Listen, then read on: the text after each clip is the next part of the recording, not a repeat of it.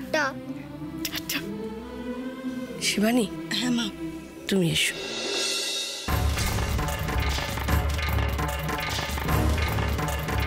হয়তো অর্জুন মল্লিক এইসব পাঠিয়েছে।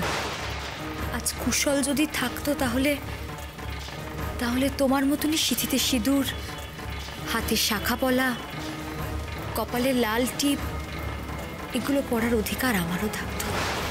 আর এই সব শুধু রেডি, আমরা বরণ করবার জন্য রেডি। এসে গেছি। দেখে দেখে দেখে কাছে টেনশন করো না মা, দেখো ঠিক রাখছি। এই এটা পেতে দেব। হ্যাঁ, পেতে দিচ্ছি।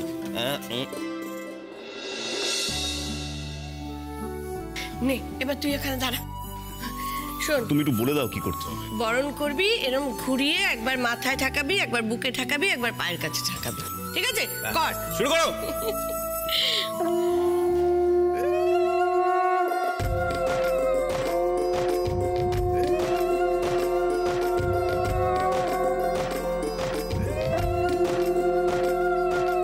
আজ কুশল যদি থাকতো তাহলে তাহলে তোমার মতনই সিঁথিতে সিঁদুর, হাতে শাখা পলা, কপালে লাল টিপ এগুলো পরার অধিকার আমারও থাকতো।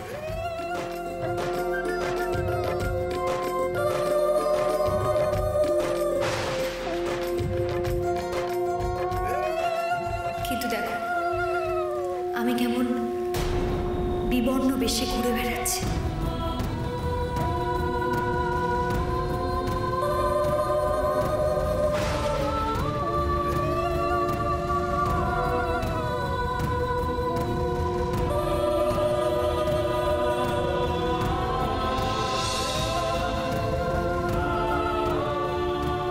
আজ আমি তোমাকে বরণ করে ঘরে তুলব, সেই কপালটুকুও আমার নেই। মেয়েরা বিধবা হলে তাদের পুরো জীবনটাই বদলে যায়।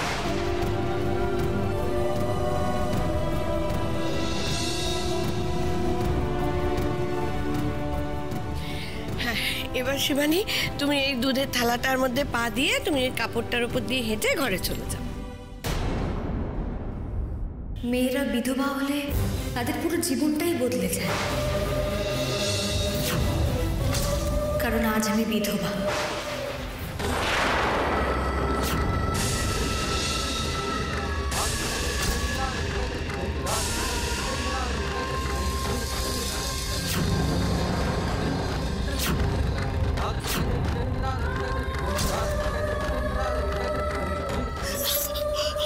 শিবানী, কি হলো তোমার?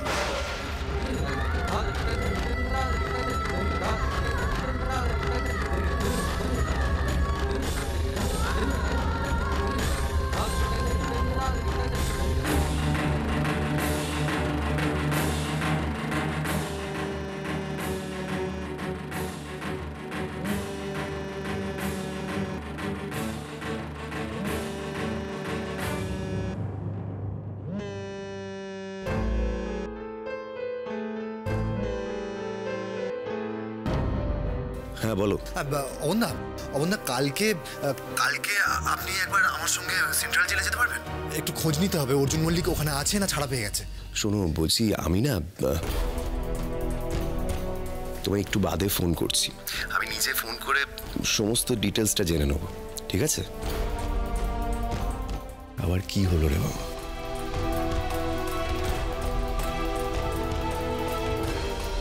মুখোশ, মুখোশের আড়ালেই তো লুকিয়ে থাকে আসল মুখটা, তাই না শিশা? হ্যাঁ, কালকের ওই মুখোশ দেখলি বুঝে যাবে, সব বুঝে যাবে। একদম ঠিক বলেছো ওস্তাদ। আরে দাবা দাবা পলাশ, জোরসে দাবা। আচ্ছা ওস্তাদ, এরপর কি করব? তোমার হয়ে আর কোনো তোফা ওই সরকার বাড়ি? তোপা তোপা তোপা ভেজা ভেজা ভেজা ভেজা তোপা তোপা তোপা তোপা তোফা। কালকে তো মুখোশটা পাঠিয়েছি, এবার একদিন শটান হাজির হয়ে যাব ওই সরকার বাড়িতে। এর থেকে ভালো তোফা আর আমি কি পাঠাতে পারি রে শিশা?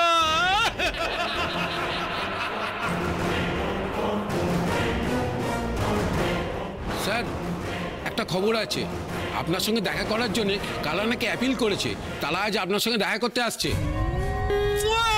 আজা যা मैं हूं प्यार तेरा। আসতে তো হবেই। হিসেব একেবারে খাপে খাপে মিলে যাচ্ছে। দাবার একটা চাল দিয়েছি, তাতেই দেখছি একেবারে কিস্তি মাত।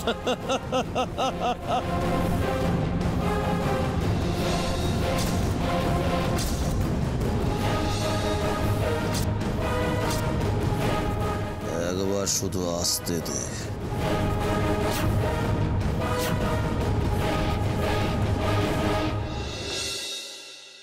বুতো শোন আমার কথাটা, বর্দিমা কিন্তু তোর জন্য ব্রেকফাস্ট বানাচ্ছে আর তুই কিন্তু সেটা খেয়ে যাবি। আমার কথাটা শোন। কেন বুঝতে পারছিস না আমার দেরি হয়ে যাচ্ছে? এই কিসের দেরি হচ্ছে রে তোর? কিসের এত দেরি হচ্ছে?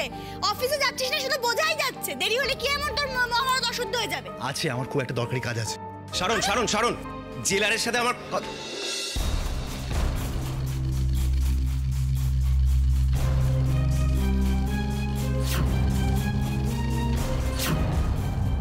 সাড়ে 8টায় যেতে বলেছে। কে কে 8:30টায় যেতে বলেছে তোমাদের?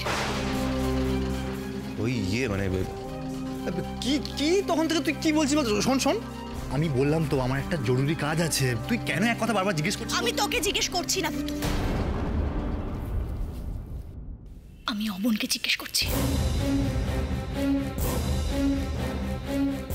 কোথায় যাচ্ছ তোমরা? আমরা তো ওই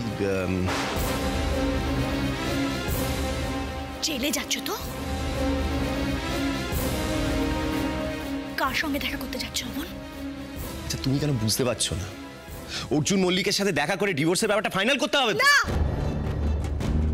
তোমরা ওখানে যাবে না অমন, তোমরা ওখানে যাবে না।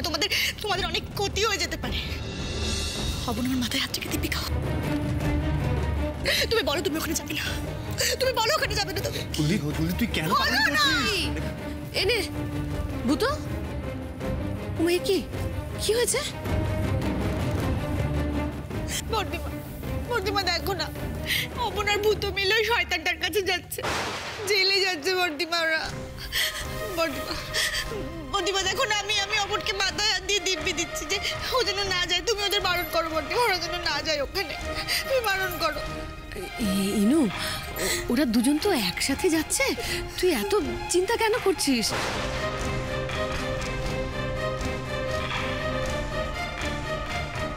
না বর্দিমা, ওরা যাবে না। বর্দিমা তুমি কি গো, তুমি ওদেরকে যেতে বারণ করতে পারছো না, উল্টো তুমি বলছো যাতে ওরা যায়। তুমি ওদেরকে, তার মানে বর্দিমা তুমি জানতে যে ওরা ওখানে যাচ্ছে, কিন্তু তুমি আমাকে জেনে কিছু বললে না বর্দিমা। বলে কি করতিস? কি করতিস বল? তুই এরকম বারণ করতিস, এখন যেমন পাগলামি করছিস। আরে বাবা, অর্জুন মল্লিক জেলের মধ্যে কি আমাদেরকে খেয়ে ফেলবে নাকি? ভূতো শোন না, বলছি যে ইনু যখন এত ভয় পাচ্ছে তখন থাক, তোরা বরং। দিদি আপনি কেন টেনশন করছেন? জেলের মধ্যে 1000টা গার্ড থাকে, তাদের সামনে অর্জুন আমাদের কি? আমি যাবে না বলেছি, বলে যাবে না, ব্যাস যাবে না, যাবে না, যাবে না। না বর্দিমা, ওরা যাবে না। কার থাকুক আর যেই থাকুক বর্দিমা, তুমি কেন বুঝতে পারছো না? তোমরা কি জানো না কুসুমের সাংঘাতিক অমন? আমার জন্য তোমাদেরকে এত রিস্ক নিতে দেবো না আমি। ভাই আমার জন্য এতটা রিস্ক নিস না রে সোনা, যাস না ভাই। আমার কথাটা শুন, তুই কেন বুঝতে পারছিস না? যাবে না, আমি কোনো কথা শুনতে চাই না। আচ্ছা ফুলদি, আমিও তো যাচ্ছি ওদের সঙ্গে, তুমি আমাকে ভরসা করো তো, আমি ওদের কোনো ক্ষতি হতে দেবো না। প্লিজ ফুলদি। এই তো মিচরি যাচ্ছে তো আমাদের সাথে, কোনো রিস্ক থাকলে ও সাবধান করে দেবে, আমরা সাবধান হয়ে যাব। আমাদের কিন্তু বেরোতে হবে, লেট হয়ে যাচ্ছে। প্লিজ শারণ প্লিজ বোঝা। বর্ধমান শোনো, আমরা বাইরে খেলবো। মিচরি এসো, মিচরি চলো চলো চলো চলো। আমার কথা শুনছে না? এই শোন না, তোরা যাস না, আমার কথাটা শোন, আমার কথাটা ভাই শোন। ওকে অমন আমার কথাটা শোনো, মিস্ত্রি শোনো না। এই শুনছে না কেন? আমার ভালো লাগছে না, ওরা আমার কথা শুনছে না কেন বলো তো? ওরা কি জানে না? শান্ত হ। তোমরা কি এখনো লোকটাকে চিনলে না? শান্ত শান্ত হ। চুপ চুপ। অসুস্থ হয়ে পড়বি তুই, কেন এরকম করছিস? তোমরা কি চিনলে না লোকটাকে? আমি কোনোদিন আর সুখী হতে পারবো না। আমার আর সুখ জুটবে না কপালে। সব ঠিক হয়ে যাবে রাধা, সব ঠিক করে দেবে।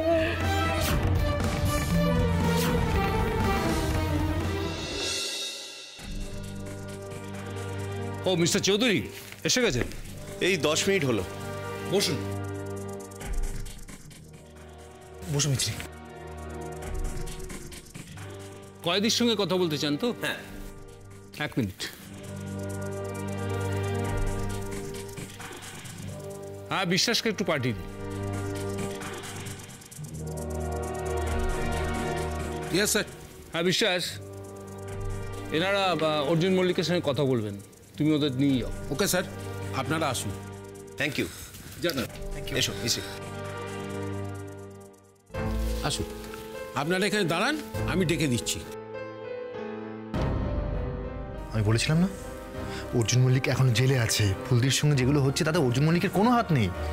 তাহলে কে করছে এইসব?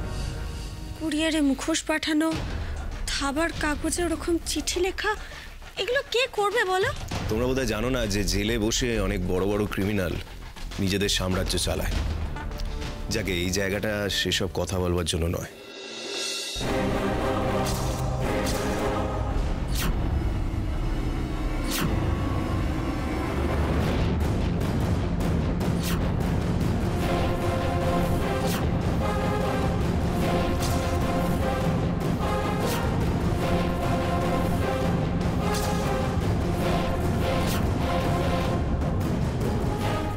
নমস্কার অর্জুন বাবু। আশা করি চিনতে পারছেন আমায়। আপনি অবন বাবু। আপনি জেলে বসে ফুলদিকে উত্ত্যক্ত করছেন। আমি?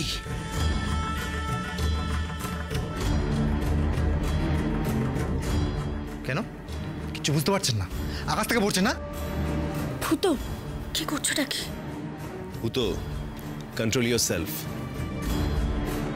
না অবন বাবু, শালাবাবুকে আটকাবেন না। ও যা করছে ও ঠিকই করছে। একজন ভাই হিসেবে যা করা উচিত তাই করছে। ও তাই করছে। আমি আমি আমি কি করেছি বলুন তো? আমি কি করেছি? আমি তো কিচ্ছু করিনি, কিচ্ছু করিনি। শুধু শুধু শুধু শুধু ছোটবেলা থেকে জানো জানো ভূত, আমি ছোটবেলায় খেতে পাইনি ঠিক করে। আমি আমি আমি তোমাদের মতন স্কুল কলেজে যেতে পারিনি। কেন জানো? আমার কাছে পয়সা ছিল না। ছোটবেলা থেকে দারিদ্র, চরম দারিদ্র। কি করতো একটা মানুষ বলো, কি করতো? আমাকেও তাই করতে হয়েছে, আমাকেও তাই করতে হয়েছে। আমাকে আমাকে আমাকে আমাকে অন্য লোকের ক্ষতি চেয়ে নিজের উপকার করতে হয়েছে। আর আমি কি পেয়েছি? কি পেয়েছি আমি শালাবাবু? আস্তে আস্তে আমার ভালোবাসার লোকগুলো সব হারিয়ে গেছে আমার কাছ থেকে। আমার ঈশানী, আমার গুবলু, আমার সন্তান, আমার নিজের ছেলে, তাদের ক্ষতি করে ফেলেছি নিজের অজান্তেই। আমার শুধু একটা জেলখানার অন্ধকার ঘুপচি করে যে সারা জীবনটা কাটানোই শাস্তি হতে পারে না, পারে না।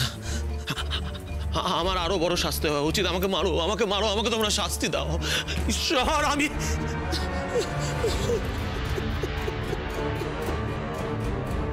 আমার ভালোবাসার মানুষগুলোকে আমি হারিয়ে ফেলেছি। আমার ভালোবাসার মানুষগুলোকে, ভালোবাসার মানুষগুলোকে।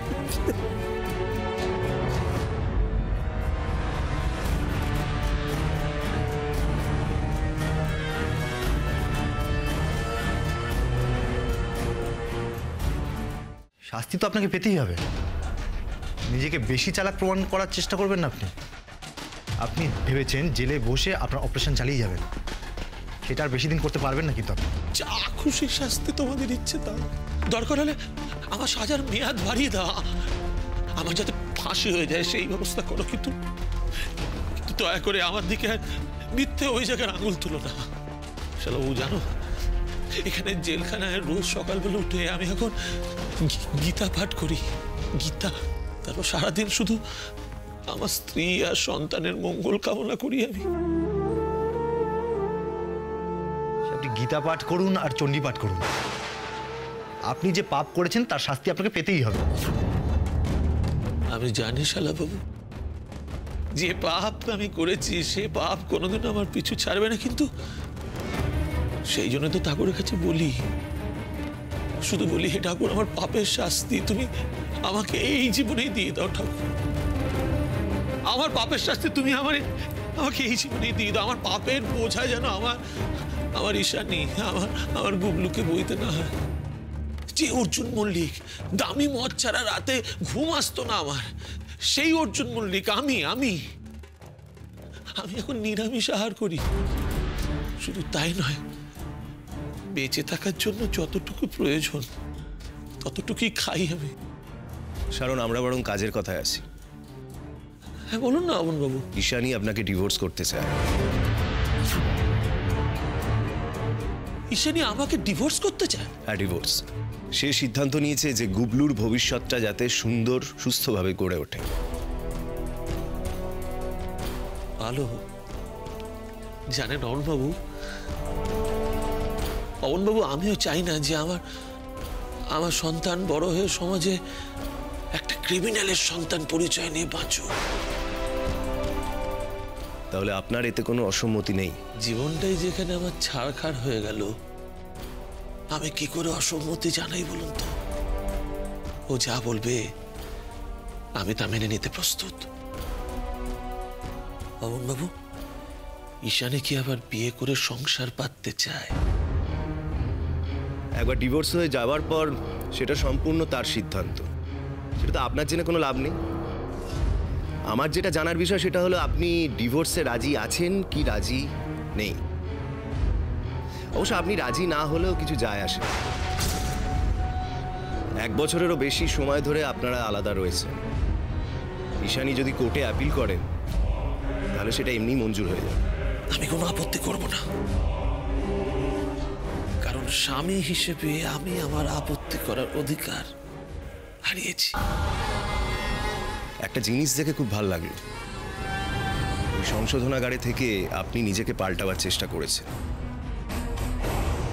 আমি নিজেকে বদলাতে চাই, আমি ভালো হতে চাই, কিন্তু সেই সুযোগটা কে দেবে আমাকে? আমি বাঁচতে চাই। এই সংশোধনাগার থেকে আমি নিজেকে সংশোধন করতে চাই, আর সেটার প্রথম স্টেপ হবে ঈশানীকে ডিভোর্স দেওয়া। এত পরিবর্তন একটা মানুষের, এত বিনীতভাবে অর্জুন মল্লিক কথা বলছে, ব্যাপারটা তো একদম ভালো লাগছে না। ওর অন্য কোনো উদ্দেশ্য নেই তো? আসছে না কেন? কেন আসছে না?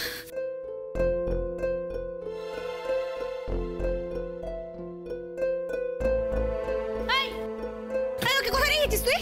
কোথায় নিয়ে যাচ্ছিস ওকে? কেন আকাশ স্কুলে? তুই জানিস না ওকে কোথায় নিয়ে যাচ্ছি? না, জানি না। তুই কোথাও নিয়ে যাবি না ওকে। জানিয়ে যাও, পরে নিয়ে যা। জানিয়ে যাও, পরে নিয়ে যা। হঠাৎ করে এরকম করছিস কেন? বর্দিমা, ও বর্দিমা, বললাম তো যাবে না লাবু। কেন ডাকছিস? সূর্য, আবার কি নিয়ে ঝগড়া লাগলো তোদের? হ্যাঁ, বর্দিমা দেখো না, ওকে আকাশ স্কুলে নিয়ে যেতে দিচ্ছে না। হ্যাঁ, কেন রে? কি হলো? ও যাবে না কেন আকাশ স্কুলে? কেন এরকম করছিস তুই? বর্দিমা, আমি গুবলুকে কোথাও ছাড়বো না। বর্দিমা শোনো, আমি না ওই লোকটাকে একদম বিশ্বাস করি না, একদম বিশ্বাস করি না। ও যখন খুশি যা ইচ্ছে তাই করতে পারে বর্দিমা। ও সব শেষ করে দেবে বর্দিমা, সব শেষ করে দেবে। মোহনদারা এসে গেছে। এই তো বলছি, দেখা হলো? কি বললো? সে এখন জেলেই আছে।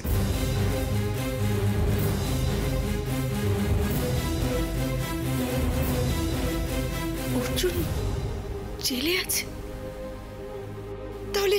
তাহলে এই সমস্ত কাণ্ড করছে কে? ফুলদি, তোর কোনো চিন্তা নেই, অর্জুন মল্লিক তোকে ডিভোর্স দিতে রাজি হয়েছে।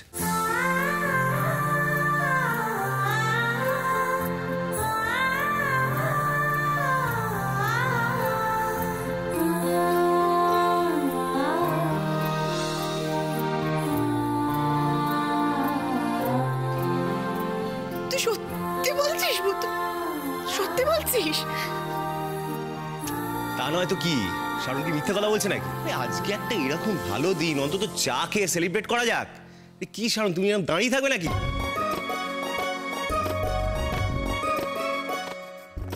গুবলু, এদিকে এসো। এসো। চলো।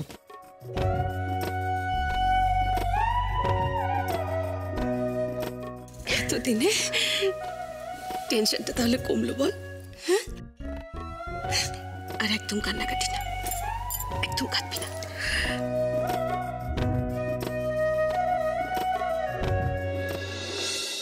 সত্যিই কি টেনশন কমলো? অর্জুনের কথার উপর কি ভরসা করা যায়? সত্যিই কি ও কথা রাখবে?